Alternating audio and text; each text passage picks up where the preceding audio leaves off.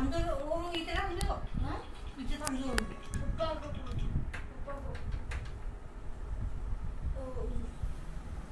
काकाजी का फोन आहे, काकाजी का फोन, पप्पा कधी नाही जा जा. हॅलो, आवाज येतोय आता? हॅलो हॅलो, एक कमेंट करा, आवाज येत असेल बरोबर तर.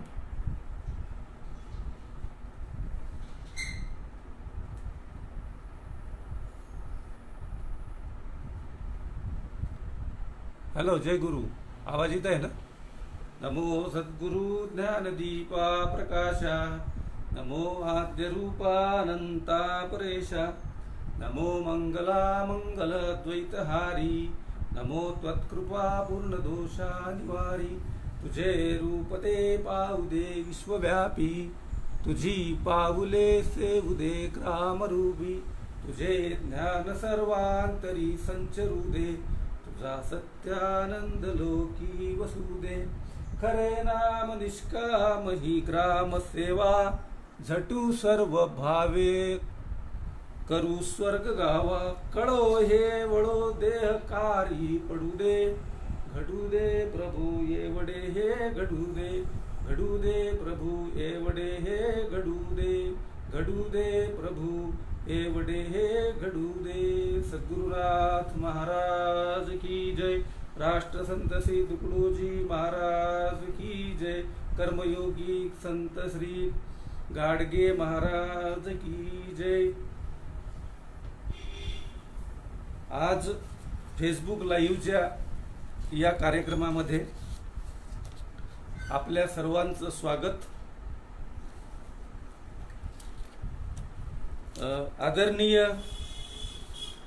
मोझरकर सर, निवृत्ती मोझरकर, पुरुषोत्तम मोझरकर आणि मोझरकर कुटुंबीय यांनी जो हा उपक्रम सुरू केलेला आहे, करोना महामारीच्या या लॉकडाऊनच्या काळामध्ये जे सर्व ठिकाणी प्रबोधनाचे कार्यक्रम, प्रवचन आणि कीर्तनाचे कार्यक्रम बंद, सामूहिकरित्या बंद पडले होते, ते या फेसबुक लाईव्हच्या माध्यमातून आपल्या विचारमंचनं सुरू केलेत. त्यासाठी मी या सर्व मित्रमंडळी, आध्यात्मिक मित्रमंडळीच्या वतीनं आपले सर्वांचे आभार व्यक्त करू इच्छितो, धन्यवाद देऊ इच्छितो. या कार्यक्रमाचे जे आयोजक आहेत त्यांच्या कुटुंबामध्ये एक थोर व्यक्ती होऊन गेली आणि त्यांच्या नावानेच हा कार्यक्रम सुरू आहे. नथुबाबा मोझरकर हे म्हणजे आदर्श शिक्षक श्री निवृत्ती मोझरकर यांचे आजोबा. यांचं ठिकाण म्हणजे मोझर, हे दारवा यवतमाळ रोडवर मेन रोडच्या 10 किलोमीटर आतमध्ये गेलं की आपल्याला मोझर गाव लागते. तेथील रहिवासी, अत्यंत गरीब परिस्थिती, कमी शेती आणि त्यामुळे उदरनिर्वाहासाठी त्यांना साधन शोधावं लागलं. त्यांनी शाळेमध्ये, गावातीलच शाळेमध्ये शिक्षकी पेशा स्वीकारला आणि आपली गुजराण केली. सुरुवातीलाच आध्यात्मिक वृत्तीचे असणारे नथुबाबा यांचं शिक्षण काही जास्त झालं नव्हतं, वर्ग 6वी पास ते झाले होते, परंतु आध्यात्मिक व्यासंग, त्यामुळे तुकारामाची गाथा आणि महत्वाचं म्हणजे एकनाथी भागवत याचा त्यांनी विशेष अभ्यास केला. तपोवनेश्वरला त्यांनी तपश्चर्या केली आणि त्या तपश्चर्यामध्ये त्यांनी महत्वाचं जे काम केलं ते म्हणजे एकनाथी भागवताचा अभ्यास. अशा या एकनाथी भागवताचा कार्यक्रम मग ते अनेक ठिकाणी करायचे आणि रसभरीत वर्णन करून, आणि लोकांना ते आवडायचं. संगीत कार्यक्रम जरी नव्हता तरी सुद्धा ते लोकांना आवडायचं. त्यांचे अनेक शिष्य निर्माण झाले होते. जोडमेळ्याच्या तो जो परिसर आहे, तिथे जे संस्थान आहे, त्या संस्थानमध्ये ते सेक्रेटरी मधून राहिले, त्या ठिकाणी गोरक्षण सुद्धा आहे. राष्ट्रसंत तुकडोजी महाराजांचा आणि या नथुबाबांचा संपर्क खूप दांडगा. म्हणजे राष्ट्रसंत तुकडोजी महाराजांच्या संचालक मंडळामध्ये, गुरुदेव सेवा मंडळ मोझरी येथील संचालक मंडळामध्ये सुद्धा नथुबाबांचा समावेश होता. आणि नथुबाबाचं एकनाथी भागवत हे राष्ट्रसंत श्री तुकडोजी महाराज यांनी मोझरी येथेही लावलेलं होतं, 2दा लावलेलं होतं. आणि नथुबाबासारखा भागवतकार मी अजून पाहिला नाही. अशा प्रकारची प्रशंसा राष्ट्रसंत करायची. जी चर्चा, जे विवेचन नथुबाबानं केलं एकनाथी भागवताचं, ते प्रकाशित करण्याचं, त्याच्यावर पुस्तक काढण्याचं आणि प्रकाशित करण्याचं कार्य, आश्वासन राष्ट्रसंतांनी दिलं होतं. आणि त्यामुळे अड्याळ टेकडीचं जे केंद्र आहे राष्ट्रसंत गुरुदेव सेवाश्रमाचं, त्या ठिकाणी ते छापून प्रसिद्धही केल्या गेले. अड्याळ टेकडीवर सुद्धा त्यांचे कार्यक्रम झाले. आणि अड्याळ टेकडीवर एका खोलीला संत नथुबाबा मोझरकर यांचं नाव सुद्धा दिलेलं आहे. आणि त्यांचे भक्त त्या ठिकाणी मूर्ती सुद्धा उभारणार आहेत असं कळते. राष्ट्रसंतांचा असा त्यांचा संबंध, एवढा मोठा संबंध होता. आणि राष्ट्रसंतांच्या विचारांचे ते एक प्रचारक होते, महत्वाचे प्रचारक होते, आद्य प्रचारक म्हटलं तरी चालेल. आणि आपल्या भागवतामध्ये राष्ट्रसंत तुकडोजी महाराजांच्या ग्रामगीतेचा ते आवर्जून उल्लेख करायचे आणि आवर्जून राष्ट्रसंतांचे आधार, संदर्भ घ्यायचे. त्यामुळे ते आद्य प्रचारक ठरू शकतात राष्ट्रसंतांच्या विचारांचे. असे हे नथुबाबा 1990 रोजी प्रबलीन 1990 साली, म्हणजे आजपासून जवळपास 30 वर्षापूर्वी ब्रह्मलीन होऊन आपल्या निजधामी गेलेत. त्यांचा मोठा परिवार आहे. निवृत्ती दादा आणि पुरुषोत्तम दादा यांची आपल्याला सर्वांना ओळख आहे, मलाही ओळख आहे. आणि नथुबाबांचे आता पंतू लागतात, विवेक आणि ज्ञानराज आणि इतर, हे सुद्धा अतिशय सुंदर प्रवचनकार आहेत. आपल्या पणजोबाचं पासून घेतलेला तो गुण कायम ठेवत आहे आणि समाजाला प्रबोधन करत आहेत. आणि सर्व गुरुदेव भक्त, आध्यात्मिक मंडळी यांच्या वतीनं अजून एकदा मी संत मोझरकर महाराज विचार मंचाचे प्रायोजक, आयोजक, बैसकार कुटुंबीय यांचे आभार आणि धन्यवाद व्यक्त करतो. आणि मुख्य प्रवचनाचा जो विषय आहे, राष्ट्रसंत श्री तुकडोजी महाराज एक आदर्श वारकरी संत, याला सुरुवात करतो.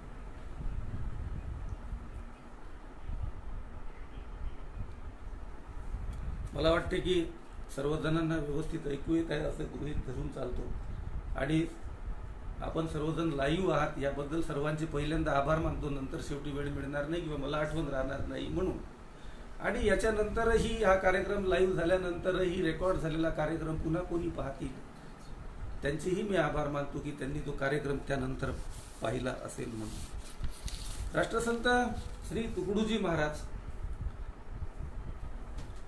यांचा जीवन परिचय आणि कार्य आपल्या सर्वांना माहितीच आहे, याबद्दल काही शंकाच नाही.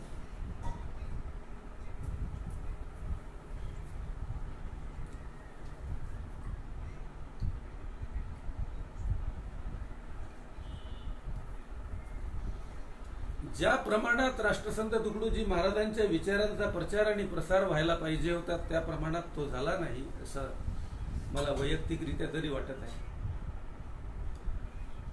बऱ्याच लोकांची गैरसमजूत, म्हणजे एखादं वचन किंवा ओवी आपण बोललो तर ती तुकारामाची आहे की तुकडोजीची आहे, यामध्ये कन्फ्युजन होते.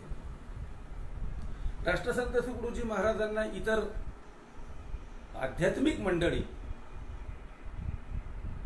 काही अनुभव असे आहेत की ते मान्य करत नाहीत किंवा मान्य करायला तयार होत नाहीत. अशा प्रकारचे वैयक्तिकरित्या अनुभव आलेले आणि माझ्या मित्रमंडळींना अनुभव आलेले ते थोडक्यात सांगतो आणि मग पुढे चालतो. एका मंदिरामध्ये भजनाचा कार्यक्रम होता आणि त्या भजनाच्या कार्यक्रमामध्ये खरं म्हणजे ते भजनी मंडळ अमरावतीवरून आलेलं होतं आणि राष्ट्रसंत तुकडोजी महाराज यांचे भजन त्या मंदिरामध्ये होणार होते. आणि माझा एक मित्र होता, वयस्क मित्र होता. त्याला म्हटलं की बा भजनाला चलतो का? तर तो म्हणाला की नाही. कारण विचारलं तर ते म्हणाले की मला जमत नाही. कारण विचारलं की का जमत नाही, तर त्यांनी कारण सांगितलं की ते तुकडोजी महाराजांचं भजन आहे. आम्ही वारकरी लोक आहोत, वारकरी भजन करतो, वारकरी भजन म्हणतो आणि त्यामुळे आम्हाला ते जमत. तो पहिला अनुभव होता, त्यामुळे मी त्याच्यावर डोळेझाक केली. म्हटलं एखाद्याचा अनुभव असू शकतो, अज्ञान असू शकते आणि त्यामुळे मग मी त्याकडे काही दुर्लक्ष केलं. परंतु असे अनुभव अजूनही आलेत. एका मंदिरामध्ये भजनाचा कार्यक्रम सुरू होता आणि आमचे मित्र जे गुरुदेव भक्त आहे त्यांनी तुकडोजी महाराजांचं भजन म्हणायला सुरुवात केली, तर त्यांचं भजन मध्येच थांबवण्यात आलं आणि सांगितलं गेलं की या ठिकाणी असे भजन चालत नाहीत, तुकडोजीचे भजन चालत नाहीत, इथे वारकरी आणि इतर भजन चालतात, तुकडोजीचं चालत नाही. आणि मध्येच म्हणजे पूर्ण होऊ सुद्धा दिलं नाही ते भजन आणि मध्येच थांबवलं गेलं. असं ते दुःखद अंतःकरणाने आपला अनुभव सांगतात. एक उदाहरण असं आहे की एका ठिकाणी प्रवचन आणि कीर्तनाचे कार्यक्रम चालतात त्या मंदिरामध्ये आणि कीर्तनकारांना प्रवचनकारांना अशा सूचना असतात. खरं पाहिलं तर म्हणजे आधी सूचना मिळाल्यामुळे ते त्याचं फॉलोअप करतात. सूचना अशी असते की इतर वारकरी संतांचे अनेक दाखले, पुरावे आणि साहित्य अभंग उपलब्ध असताना सुद्धा तुकडोजी महाराजांचे संदर्भ, त्यांची ओवी, त्यांचं गीत, त्यांचं भजन याचा आधार घेण्याची गरज काय, किंवा ते घेऊ नये अशा प्रकारचा एक अलिखित नियम काही मंदिरांमध्ये, काही संस्थांमध्ये आहे असे माझे मित्र सांगायचे. म्हणून मला माहिती एका ठिकाणी असंच ओळख दिली मी की मी प्रवचन करत असतो आणि माझी सेवा देण्याची इच्छा आहे. तर वारकरी मंदिर म्हणजे विठ्ठल मंदिर होतं ते. खरं पाहिलं तर त्यांनी माझा परिचय विचारला, कोणत्या विषयावर वगैरे करता, आणि मी त्यांना सांगितलं की मी माझा इतर साहित्याचा अभ्यास थोडा आहे, इतर संतांच्या साहित्याचा अभ्यास थोडा आहे, राष्ट्रसंत श्री तुकडोजी महाराजांच्या विचारांचा अभ्यास आणि त्यांची ग्रामगीता ही बऱ्यापैकी थोडी बऱ्यापैकी माहिती आहे. तर मी त्याचा आधार घेऊन प्रवचन करत असतो. तर त्यांनी असं उत्तर दिलं थोडक्यात की या ठिकाणी अनेक प्रकारचे आणि अनेक विचार शाखेचे लोक येतात आणि फक्त मग तुकडोजी महाराजांच्या विचार शाखेचे या ठिकाणी बरं वाटणार नाही, त्यापेक्षा तुम्हाला दुसऱ्या ठिकाणी मोठं व्यासपीठ उपलब्ध करून देऊ. आणि असं म्हणून त्यांनी वेळ मारून दिला. माझे काही वैयक्तिक अनुभव मी तुम्हाला यामध्ये सांगितलेत, 3-4. काही माझ्या मित्रांनी सांगितले, मित्रांनी मला सांगितले, मित्रांनी मित्राला, आणि तिथून मला असं नाही, मित्रांनी डायरेक्ट मला सांगितले. त्यामुळे माझ्या असं लक्षात आलं की राष्ट्रसंत तुकडोजी महाराजांच्या विचारांच्या बद्दलचा गैरसमज हा लोकांमध्ये आहे, वारकऱ्यांमध्ये सुद्धा तो आहे. राष्ट्रसंतांना ते वारकरी समजत नाही, हा एक किती मोठा गैरसमज आहे. आणि तो गैरसमज आजच्या निमित्तानं, आजच्या या मिळालेल्या संधीच्या निमित्तानं दूर करण्याचा मी प्रयत्न करीत आहे. गुरुदेवांना प्रार्थना करतो की त्यांनी मला शक्ती द्यावी आणि शब्द सुचवावेत की मी ते योग्य प्रकारे मांडू शकेन.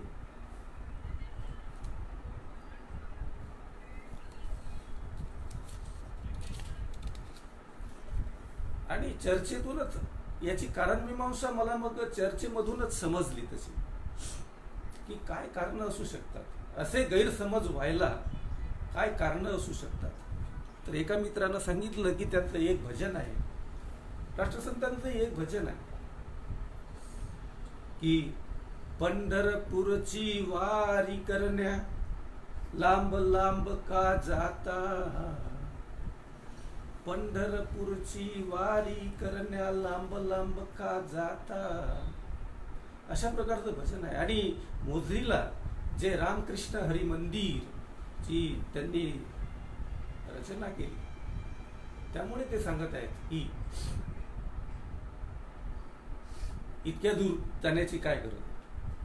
परंतु त्याचा अर्थ असा निघत नाही. खरं पाहिलं तर तसा चुकीचा अर्थ काढला गेला की पंढरपूरच्या विठ्ठलाच्या बाबतीतला एक राग व्यक्त केला काय किंवा त्याबद्दलची नाराजी व्यक्त केली जाते काय, अशा प्रकारचा चुकीचा अर्थ त्या भजनामधून काढला गेलेला आहे. अनेक लोकांचं गरिबी परिस्थिती असते किंवा कोणाला कामं असतात, कोणाचे पेरणीचे दिवस असतात आणि काही लोकांचं आणि काही लोक आजारी असतात, म्हातारे असतात, नाही जाऊ शकत पंढरपूर पर्यंत. त्यामुळे आपल्या गावातील विठ्ठल मंदिरामध्ये ते आषाढी आणि कार्तिकीला जातात. हा दरवर्षीचा आपला सर्वांचा अनुभव आहे. हा सर्वांचा अनुभव आहे. त्यांनी पंढरपूरलाच गेलं पाहिजे असं तर आपण आजही कोणाला म्हणत नाही की तुम्ही इथल्या मंदिरात का आलेत. इथलं मंदिर निर्माणच कशासाठी केलं. ज्यांचं पंढरपूरला जाणं होत नाही त्यांनी आपल्या गावातील मंदिरामध्ये, विठ्ठल मंदिरामध्ये यावं आणि विठ्ठलाचं दर्शन घ्यावं, असा त्या मागचा उद्देश. आणि अमरावतीच्या परिसरामध्ये मोजरी या ठिकाणी दास टेकडीवर रामकृष्ण हरी मंदिर जे तयार केलं किंवा ते निर्माण केलं, ते खरं म्हणजे ते मंदिरही म्हणजे एक नवीन प्रकारचं मंदिर आहे. ज्याप्रमाणे शंकराचार्यांनी सांगितलं होतं, शंकराचार्य देवपंचायतनं मांडवणी केले भक्त संघटन. इष्ट देवास इतरांची ही पूजन, मग काय विरोध कशासाठी. सगळेजण आपापली पूजा, वेगवेगळे पंथ आपापली पूजा आपापल्या ठिकाणी करतात आणि त्यामुळे एकोपा नव्हता. आणि म्हणून शंकरांनी इष्टदेव मध्ये ठेवून आणि इतरांचेही देव आजूबाजूला ठेवून असं पंचायतन तत्व सांगितलं. आणि तसंच तत्व राष्ट्रसंत श्री तुकडोजी महाराजांनीही दास टेकडीवर रामकृष्ण हरी मंदिराची स्थापना करून सांगितलं. रामाचे भक्त वेगळे होते, कृष्णाचे भक्त वेगळे होते, विठ्ठलाचे भक्त वेगवेगळे होते. हे तिन्ही जण, तीन गट अलग अलग काम करायचे, अलग अलग भक्ती करायचे. एकमेकाशी त्यांचं म्हणजे काय म्हणून एकत्व नव्हतं. आणि म्हणून एकच मंदिराची जर स्थापना झाली तर त्या सर्वांचं एकत्व निर्माण होईल. आणि म्हणून त्यांनी रामकृष्ण हरी मंदिराची स्थापना केली. आणि हरी म्हणजे विठ्ठल. आणि मग आषाढी कार्तिकीला ज्यांचं पंढरपूरला जाणं शक्य होत नसेल त्यांनी त्या मंदिरामध्ये आलं तरी चालेल, अशा प्रकारे त्यांनी भजनाची रचना केली की पंढरपूरची वारी करण्याला मला मकाचा, इथेच बसावे वाटतसे भगवंता. त्यामुळे या भजनाचा गैरअर्थ काढून पंढरपूरच्या विठ्ठलाबद्दलची नाराजी राष्ट्रसंतांमध्ये होती, अशा प्रकारचा चुकीचा अर्थ कोणी काढू नये.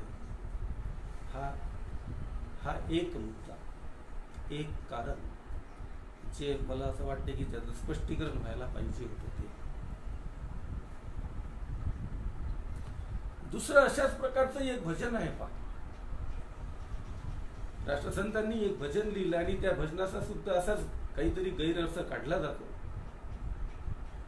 कशाला काशी जातो रे बाबा, कशाला पंढरी जातो, कशाला काशी जातो रे बाबा, कशाला पंढरी जातो. यामध्ये हे झालं ध्रुवपद, पहिल्या दोन ओळी. यामध्ये कशाला पंढरी जातो, यामध्ये पंढरपूरचा विरोध त्यामध्ये दर्शवलेला आहे, असा गैरअर्थ काढण्याचं काहीच कारण नव्हतं. आणि तशा प्रकारचा गैरअर्थ काढल्या जात असावा आणि म्हणूनच राष्ट्रसंतांबद्दलचा विद्वेष लोकांच्या मनात गैरसमजूत राहत असावी. राष्ट्रसंतांनी काय म्हटलं, कशाला काशी जातो रे बाबा, कशाला पंढरी जातो. पुढचं वाक्यही जास्त महत्वाचं आहे, त्याच्यावरही लक्ष देणं गरजेचं आहे.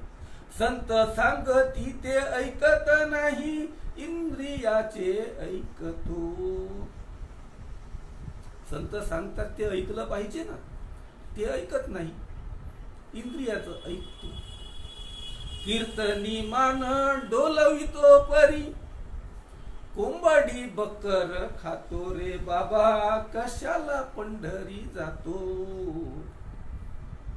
कीर्तनामध्ये जातो, प्रवचनामध्ये जातो, तिथं हो हो म्हणतो, मांसाहार सोडून देतो, शाकाहार सोडून करतो असं म्हणतो, परंतु तसं करत नाही. घरी गेल्यानंतर पुन्हा मांसाहारच करतो, संतांचं सांगणं ऐकत नाही.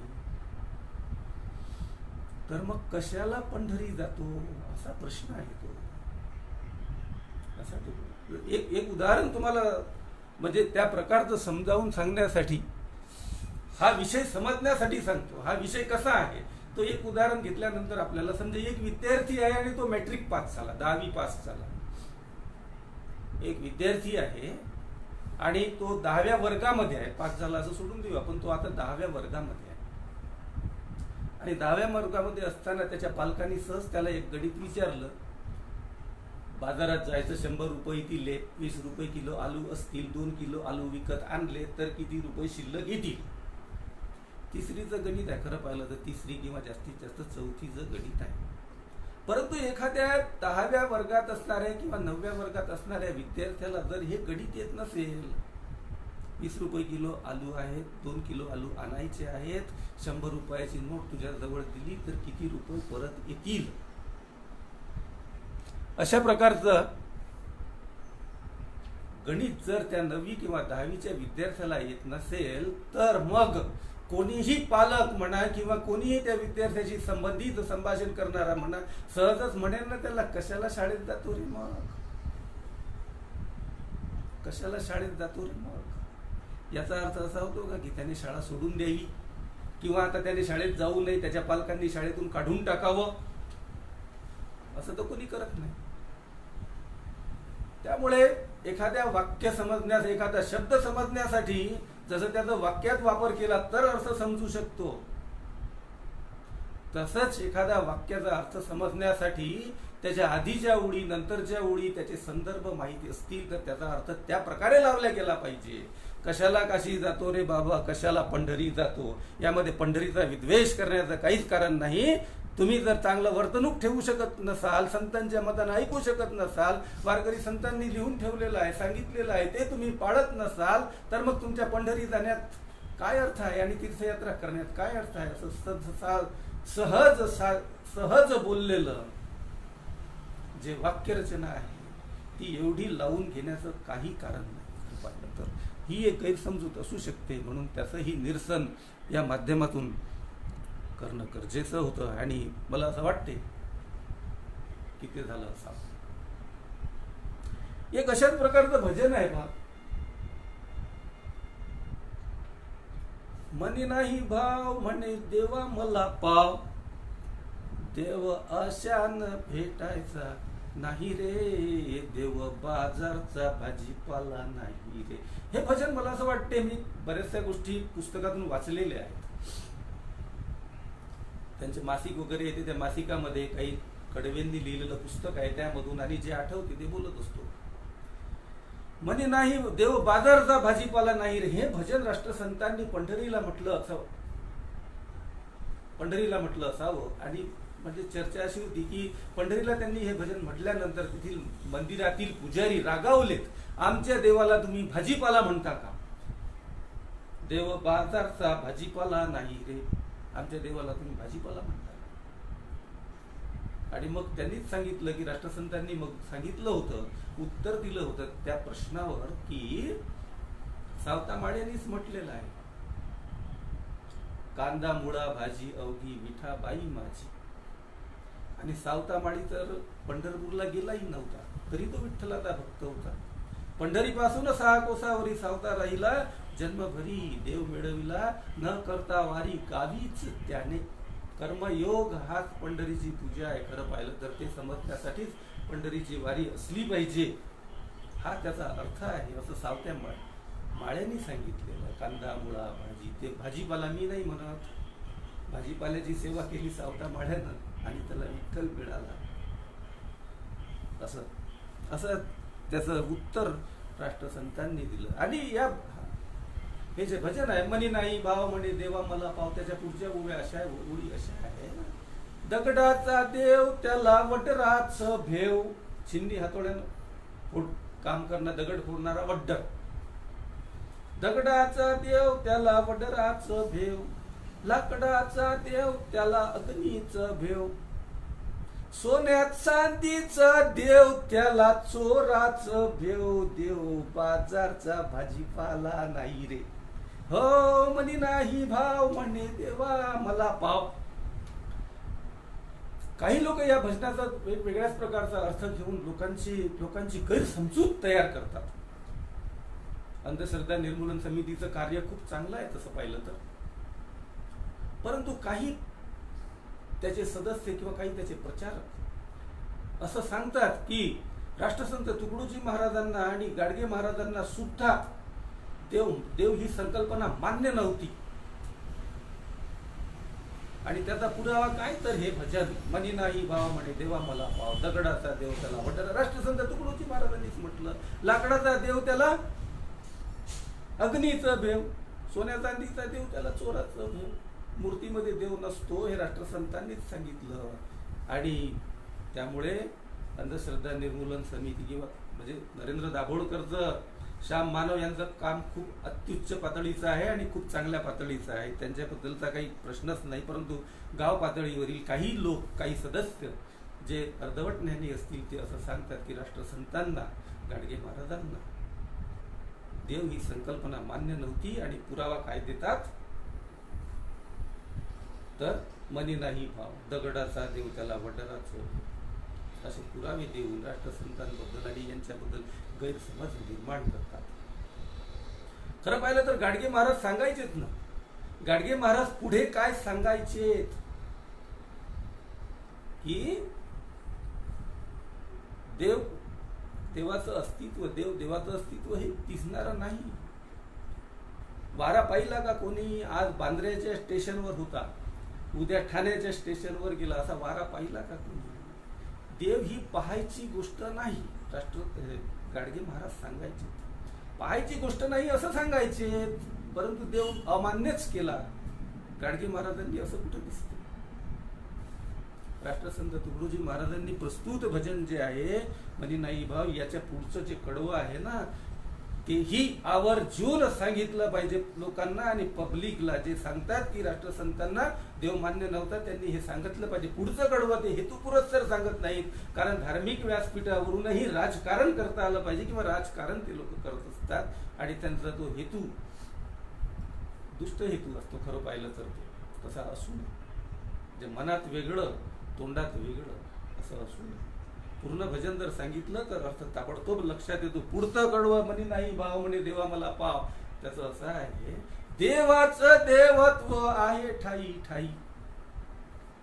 तुकडोजी महाराजांनी सांगितलं की देवाचं देवत्व आहे ठाई ठाई. बघ नाही कसं म्हटलं, पहिल्या कडव्यात मूर्तींमध्ये नाही हे सांगितलं. काय समजायला पाहिजे त्या सांगण्यासाठी दुसरं कडवं आहे. देवाचं देवत्व आहे ठाई ठाई, मी तू गेल्या विन अनुभव नाही. देवाचं देवत्व आहे ठाई ठाई, मी तू गेल्या विन अनुभव नाही. तुकड्या दास म्हणे ऐकाही ग्वाही, देव बाजारचा भाजीपाला नाही. हे समजण्यासाठी सर्व ठिकाणी, सर्व चराचरात आणि सर्व जीव मात्रांमध्ये, सजीव जीव मात्रांमध्ये परमेश्वराचा अंश आहे हे त्यांनी दुसऱ्या कडव्यामध्ये सांगितलेलं आहे. आवर्जून हे दुसरं कडवं सांगितलं गेलं पाहिजे.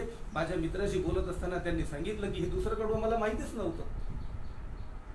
त्यामुळे आवर्जून सांगितलं गेलं पाहिजे की त्यांना मान्य होता. कोणता मान्य होता? उच्च पातळीवरचा मान्य होता.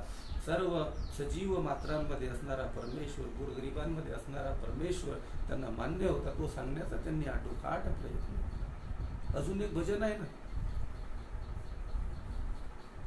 मंदिरात नाही दिसला सावळा मुरारी.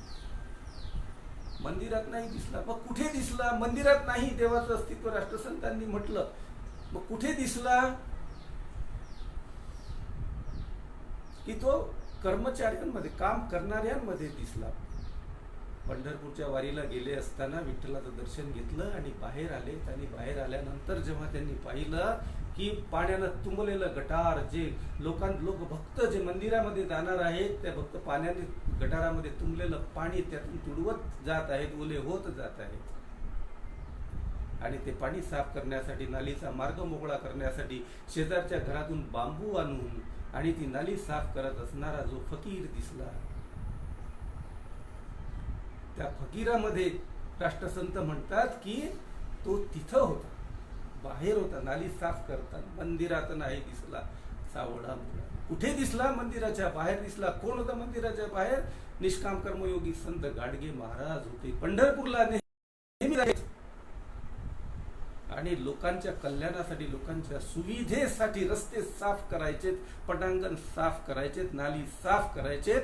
कदाचित मंदिरात केले नसतील, परंतु मंदिरात जाणाऱ्या भक्तांची सेवा त्यांनी केली. म्हणून राष्ट्रसंत म्हणतात मंदिरात नाही दिसला तो, तुम्हाला बाहेर दिसला.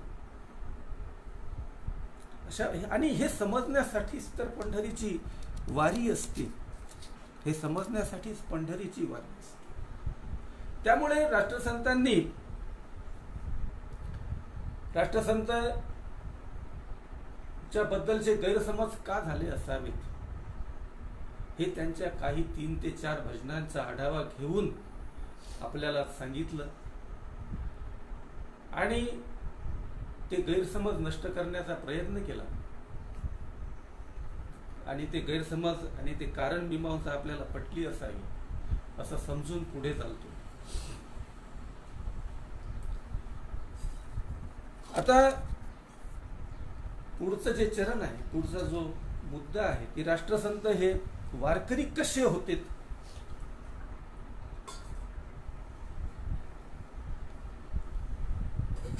राष्ट्रसंत हे वारकरी कसे होते? ते खरोखरचे वारे आणि वारकरी म्हणजे का? पहिल्यांदा आपण 1-2 मिनिटात वारकरी म्हणजे पाहून घेऊ. वारकरी समजण्यातही म्हणजे खूप गैरसमज असतात काही लोकांचे. वारकरी म्हटलं तर एखाद्याला विचारलं की तुम्ही काय आहे, तर ते म्हणते वारकरी. म्हटलं म्हणजे काय? आम्ही वारी करतो, पंढरीची वारी करतो, वर्षातून 2दा पंढरीला जातो आणि ती वारी करतो म्हणून आम्ही वारकरी. वारीचा उद्देश फक्त एवढाच नाही. एका जणानं म्हणजे एक जीपचा मालक, एकाकडे जीप होती आणि त्यांना 7-8 जण मिळून, ते मित्र मिळून पंढरीला गेलेत. वारीसाठी वारी करत होते. पंढरीच्या वारीला गेले. आषाढी की कार्तिकी होती तेव्हा. आणि मग जो जीपचा मालक, तो म्हणजे ते अध्यक्ष समजा त्या सगळ्या मंडळाचा, त्याचीच सत्ता चालन ना, त्यानं नेल्यामुळे त्याचीच सत्ता चालन, त्याच्यामुळे त्याच्या मनानं ऐकावंही लागेल. वाक्यरचना पहा कशी होती. त्यांनी काय सूचना दिल्यात.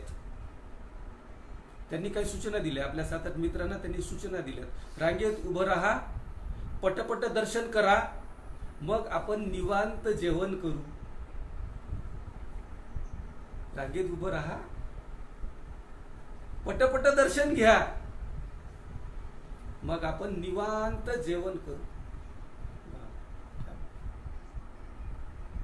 निवांत दर्शन व्हायला पाहिजे होतं की निवांत जेवण व्हायला पाहिजे होतं. मग वारी केली ती कशासाठी केली? मग फक्त दगडाच्या मूर्तीजवळ हात जोडण्यासाठीच गेले होते? वारी होणार नाही. वारीचा महत्वाचा उद्देश सांगतो आणि मग पुढे चालतो, कारण विषय वेगळा आहे. त्या विषयापर्यंत, त्या विषयाला न्याय देता आला पाहिजे. थोडेसे 5-1 मिनिट जास्त लागतील तरी आपण क्षमा करणार.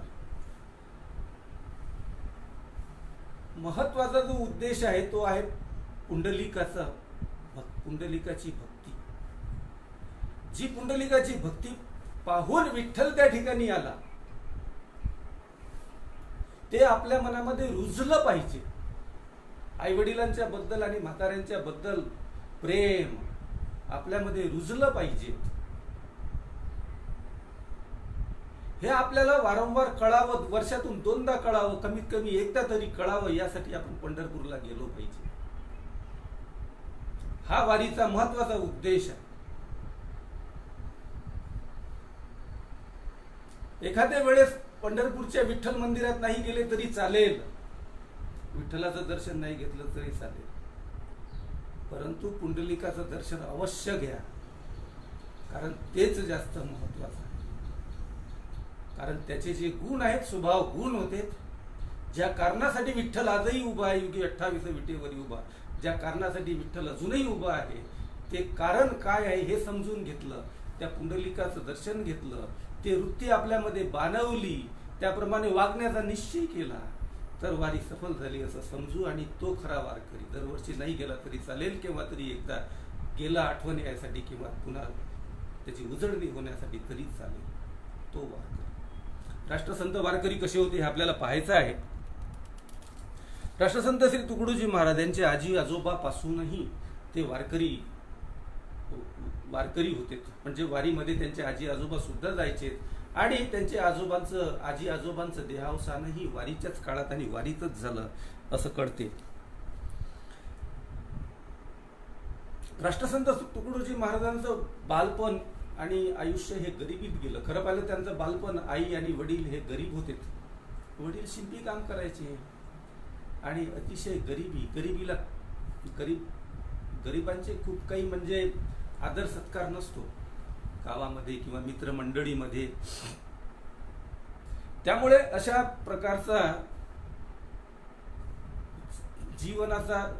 जीवनाला कंटाळलेला तर नाही म्हणता येणार, परंतु आजूबाजूच्या संसाराला, आजूबाजूच्या लोकांना, त्यामुळे देवाकडे जास्त लक्ष जाणं हे साहजिक असते.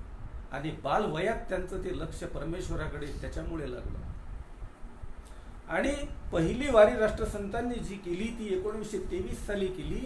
1909चा जन्म, 23 मध्ये वारी केली, म्हणजे 14 वर्षाची असताना त्यांची पहिली वारी झाली. आणि पहिली वारी झाली ती परमेश्वराच्या शोधासाठीच. ज्याला इतर समाजाने त्यागलेलं आहे, नाकारलेलं आहे, त्यासाठी माहेर काय आहे, त्यासाठी आधार काय आहे, आपला आता कोण वाली राहणार, तर एक परमेश्वर वाली राहणार. मग परमेश्वर कुठे आहे, तर साधू संत सांगतात की तो पंढरीला आहे. म्हणून मग पंढरीला गेले संतांच्या सांगण्यावरून. आणि संतांना त्यांनी विनवणी केली की हो, मला पंढरीचा पांडुरंग दाखवा. अशा प्रकारे नंतर ते पंढरपूरला वारीमध्ये जात राहिलेत. आषाढी आणि कार्तिकीला ते जात राहिलेत. आणि आयुष्यभरामध्ये त्यांच्या 39, ज्या लोकांना असं वाटते की राष्ट्रसंत तुकडोजी महाराज हे वारकरी नाहीत किंवा वारकऱ्यांचे नाहीत, त्यांच्यासाठी आपण बोलत आहोत.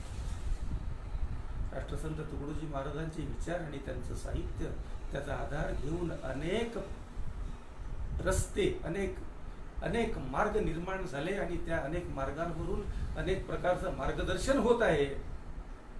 आणि मूळ विचार राष्ट्रसंतांचे जे आहेत, ते मूळ विचार ज्याचे कोणाचे आहेत, राष्ट्रसंतांचे आहे, त्याचं नावच बाजूला राहत आहे. खरं पाहिलं तर वस्तुस्थिती अशी होत आहे. 39 वर्ष आयुष्यभरात त्यांनी 39 वाऱ्या केलेल्या आहेत.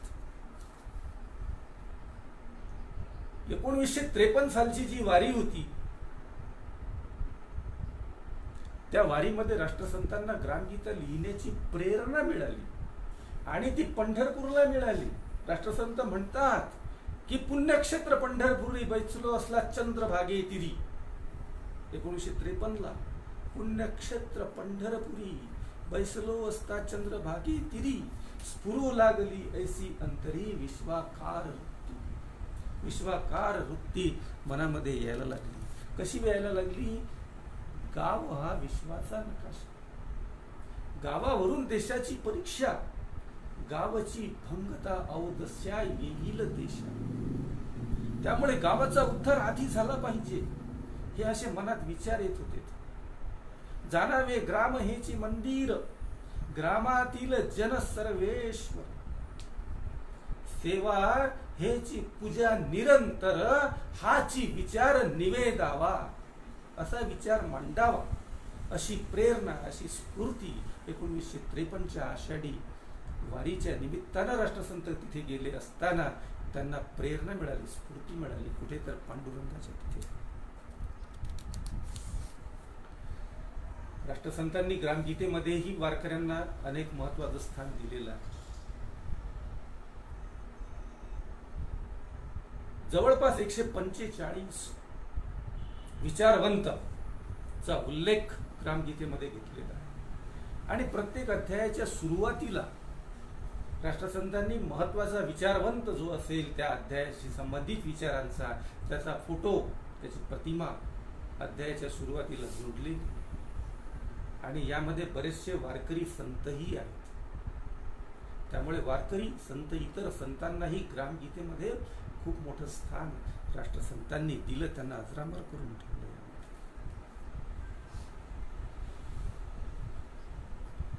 राष्ट्रसंतांनी ग्रामगीतेमध्ये वारकऱ्याबद्दल अनेक चांगल्या गोष्टी लिहिल्यात. त्यापैकी एक गोष्ट लिहिली पहा, अजून सांगतो. वारकऱ्याची व्याख्या सांगितली, वारकऱ्याची व्याख्या सांगितली राष्ट्रसंतांनी आपल्या ग्रामगीतेमध्ये. काय म्हणतात ते? आमचे वारकरी भाविक तेच वार करते पाईक. आमचे वारकरी भाविक जरी असतील तरी तेच वार करते पाईक. दुष्टांसी लाविला धाक शिवाजीच जणू सर्वही. हे वारकरी असे आहेत. तुकडोजी तुकाराम महाराज जे म्हणतात ना, मऊ मेनाहुना आम्ही विष्णुदास. आम्ही विष्णूचे दास आहोत. मेनाहूनही मऊ आहोत, लोण्याहूनही मऊ आहोत. नरम अंतःकरण आहे. मऊ मेनाहुना आम्ही विष्णुदास. कठीण वज्रास भेदू ऐसे. इंद्राचं जरी वज्र असलं ना, जे कोणालाही तोडता येत नाही, ते आम्ही सहज तोडून टाकू. अन्यायाविरुद्धचा लढा आम्ही सहज देऊ आणि जिंकू सुद्धा, अशी ग्वाही आणि गॅरंटी तुकाराम महाराजांनी दिली. भले तरी देऊ कासेची लंगोटी, नाठाळाच्या माथी हानू काठी. तुकाराम महाराज म्हणतात. काही लोकांना असं वाटते की काहीच जमत नसेल तर भजन करावं, संत व्हाव, पोथी वाचाव, मंदिरात जाव, तिथं सेवा करावं. काहीच जमत नसेल तर तसा भक्त होता येत नाही. भक्त होण्यासाठी शक्ती, शरीर शक्ती सुद्धा पाहिजे. गाडगे महाराज पैलवान होते, तुकडोजी महाराजही पैलवान होते. हे लक्षात घ्या. फक्त महाराष्ट्रच नाही तर महाराष्ट्राच्या आजूबाजूचा परिसर, आजूबाजूच्या राज्याचा परिसर गाडगे महाराजांनी एकट्याने पिंजून काढलेला आहे. पैलवान असल्याशिवाय झालं का? तुकडोजी महाराजांनी महाराष्ट्र आणि संपूर्ण देश आणि परदेश सुद्धा गाजवला आहे. आपल्या विचारपर्यंतही नेलेले आहेत. त्यामुळे शरीर शक्ती ही महत्वाची आहे. संत कधीच सांगत नाही की लेचे पेचे व्हा, अशक्त रहा, लाचार रहा, असं नाही सांगत. तो वारकरी नाही. वारकरी कोण? आमचे वारकरी भाविक तेच वार करते पाईक. वारकऱ्याची व्याख्या तुकारामानंतर तुकडोजी महाराजांनी. दुष्टांसी लाविला धाक शिवाजीच जणू सर्वही. ही वारकऱ्यांना किती महत्वाचं स्थान ग्रामगीतेमध्ये दिले. ग्रामगीता ग्रंथ लिहून झाल्यानंतर सुद्धा आपण ग्रामगीतेबद्दल बोलत आहोत. आणि ग्रामगीता ग्रंथ लिहून झाल्यावर सुद्धा राष्ट्रसंतांनी काय केलेलं आहे? राष्ट्रसंत म्हणतात की तो विठ्ठलाच्या कृपेनं तयार झालेला आहे. माझी या बालरूप वृत्तीतुनी स्फुरला तो गुरुदेव चक्रपाणी. चंद्रभागे तिरी उमटली वाणी ऐटोनी केली लिपिबद्ध. चंद्रभागे तिरी जी 1953 ला वाणी उमटली होती, विठ्ठलाची कानात गुंजली होती, प्रेरणा मिळाली होती, ती आता पूर्ण झाली. 1-1.5 वर्षामध्ये राष्ट्रसंतांनी ग्रामगीता पूर्ण केली. आणि शेवट कसा करतात महाराज? ग्रामगीतेचा शेवट, ग्रामगीता राष्ट्रसंतांनी आपलं हृदय, महत्वाचं अंग जे आपल्या शरीराचं असते ते असते हृदय. राष्ट्रसंतांनी ग्रामगीतेला हृदयाची उपमा दिलेली आहे. ग्रामगीता माझे हृदय, त्यात बसले सद्गुरु राय, बोध त्यांचा प्रकाशमय, दीपवून सोडील जगासी. आपल्या शरीराचं महत्वाचं अंग जे हृदय, म्हणजे राष्ट्रसंतांनी अनेक साहित्य निर्मिती केलेली आहे. भजनात लिहिलेली आहे, भजनाची पुस्तकं लिहिली, हिंदीमध्ये लिहिलं, मराठीमध्ये लिहिलेलं आहे, लहर की बरखा लिहिलेला आहे, भजनं लिहिलेले, भाषणं लिहिलेली आहेत, अभंग गाथा लिहिलेली आहे. त्यापैकी सगळ्यात महत्वाचा जो ग्रंथ त्यांनी म्हटलेला आहे तो ग्रामगीता. ग्रामगीता माझे हृदय, त्यात बसले सद्गुरु राय, बोध त्यांचा प्रकाशमय, दीपवून सोडील जगासी. असा ग्रामगीता ग्रंथाबद्दल राष्ट्रसंत शेवटच्या ओवीमध्ये, ग्रामगीता लिहून झाल्यानंतर शेवटच्या ओवीमध्ये काय म्हणतात? वारकऱ्यांसाठी महत्वाचं आहे. उभा विश्वाची या विटेवर सद्गुरु विठ्ठल सर्वेश्वर. विठ्ठलाचा उल्लेख आहे. उभा विश्वाची या विटेवर सद्गुरु विठ्ठल सर्वेश्वर, त्याच्या कृपेचाची हा प्रसाद, त्याच्या कृपेचाची हा प्रसाद, त्याचीच कृपा आहे विठ्ठल. ग्राम गीता तुकड्या म्हणे. तुकडोजी महाराज काय म्हणतात की त्या विठ्ठलाचीच ही कृपा आहे, तिथे स्फुरली, आता संपली.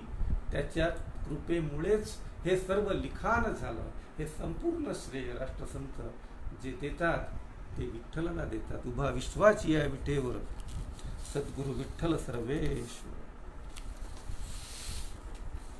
त्याच्या कृपेचाची हा विस्तार, तुकड्या म्हणे ग्राम गीता. असा हा वारकरी संत होता. आणि या संतांनी, मी जसं माझ्या प्रवचनाच्या दुसऱ्या भागामध्ये सांगितलं की असे काय कारण काय आहेत की राष्ट्रसंतांच्या बाबतीत हे गैरसमज व्हावेत, की ते वारकरी नाहीत म्हणून. त्यासाठी मी काही भजनांचा आढावा घेतला. राष्ट्रसंतांनी विठ्ठल आणि पंढरपूरच्या भक्ती संबंधितही काही भजनं लिहिलेली आहेत. ती सुद्धा वाचणं, ऐकणं हे गरजेचं आहे. काय काय भजनं आहेत? राष्ट्रसंतांनी म्हटलं ना, चला हो पंढरी जाऊ. कशाला काशी जातो रे बाबा, कशाला पंढरी जातो, हे तर तुम्ही ऐकलं.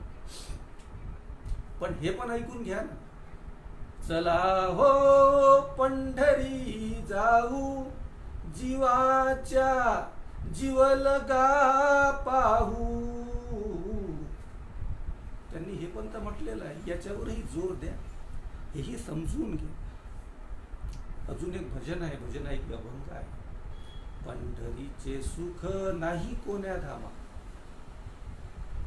नामाचा महिमा पंढरीचा, असं एक भजन आहे. पंढरीचे सुख नाही कोण्या धामा, नामाचा महिमा पंढरीचा. अजून एक भजन आहे त्यांचं, जाय जाय तू पंढरी, होय होय तू वारकरी. जाय जाय तू पंढरी, होय होय तू वारकरी. राष्ट्रसंतांनी हे सुद्धा म्हटलेलं आहे. यावर सुद्धा काळजीपूर्वक लक्ष दिलं पाहिजे आणि या हे सांगितलं पाहिजे, समजलं पाहिजे. समारोपाकडे येत असताना राष्ट्रसंत तुकडोजी महाराजांच्या आयुष्याचा जो शेवट आहे, जो 1969 साली झाला. त्यांची तब्येत बरोबर नव्हती खरं पाहिलं तर. आणि त्या वारीमध्ये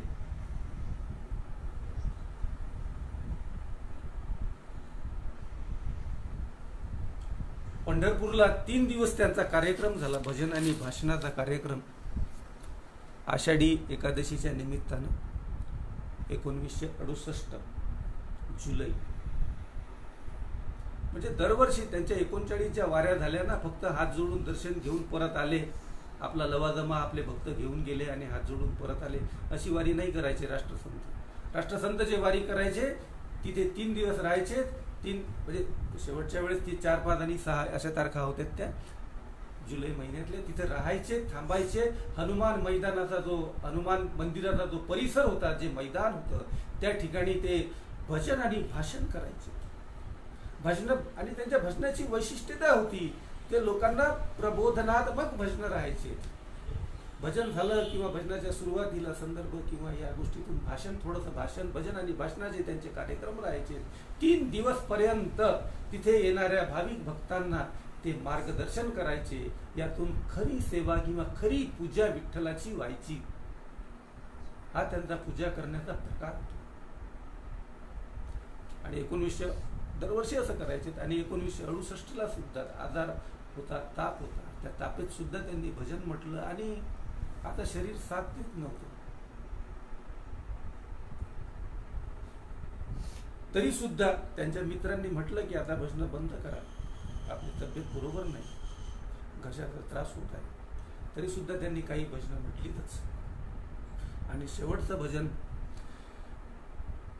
म्हटलं, भगवान मुझे मरना दे, नहीं देख सकू ये जादे, भगवान मुझे मरना दे. अतिशय त्रास होत होता. दुसरा त्रास मानसिकही होता की कितीतरीदा लोकांना सांगितलं चांगलं वागा, असं वागा, हा चांगला प्रकार आहे, तरी सुद्धा लोक उलट्याच मार्गाने वागतात. हा मानसिक त्रासही होता. म्हणूनही म्हटलं असेल कदाचित भगवान मुझे मरना दे. आणि शेवटचं भजन झाल्यानंतर त्यांनी आपली खंजरी खाली ठेवली आणि विठ्ठलाला अर्पण केली, त्या पांडुरंगाला अर्पण केली. आणि शेवटचं जे भजन भैरवीचं हरदम बना रहे दरबार ते म्हटलं आणि खंजरी आपली पांडुरंगाच्या चरणी अर्पण केली. भजन आणि भाषणाचा कार्यक्रम ते आयुष्यभर करत राहिले. शेवटचं भजनही त्यांनी पंढरपूरला केलं.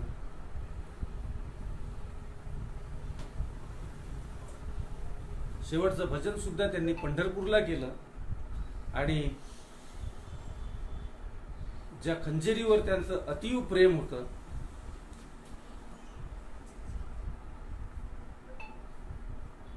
बाहेर जाके बात करू, ज्या खंजेरीवर त्यांचं अतीव प्रेम होतं, तब्येतीच्या कारणामुळे आणि आयुष्यामधून विराम आराम करण्यासाठी विराम घेतला. शेवटचं भजन सुद्धा पंढरपूरच्याच दरबारात झालं. एखादा मिनिट लागेल. जेव्हा त्यांचे भजन भाषणाचा कार्यक्रम पंढरपूरला राहायचा, तेव्हा प्रख्यात प्रवचनकार आणि कीर्तनकार बाबा महाराज सातारकर आणि देगलूरचे धुंडी महाराज देगलूरकर हे सुद्धा त्या ठिकाणी यायचे आणि महाराजांना त्यांच्या मंदिरामध्ये नेऊन त्यांची पूजा अर्चा करायचे. अशा प्रकारे राष्ट्रसंत श्री तुकडोजी महाराज हे खऱ्या अर्थानं वारकरी होते. हा विषय समजावून सांगण्याचा मी प्रयत्न केला. राष्ट्रसंत तुकडोजी महाराजांच्याच कृपा प्रसादाने माझ्या वाणीतून हे शब्द निघाले असतील. काही चुकलं असेल तर ते माझं वैयक्तिक आहे आणि जर काही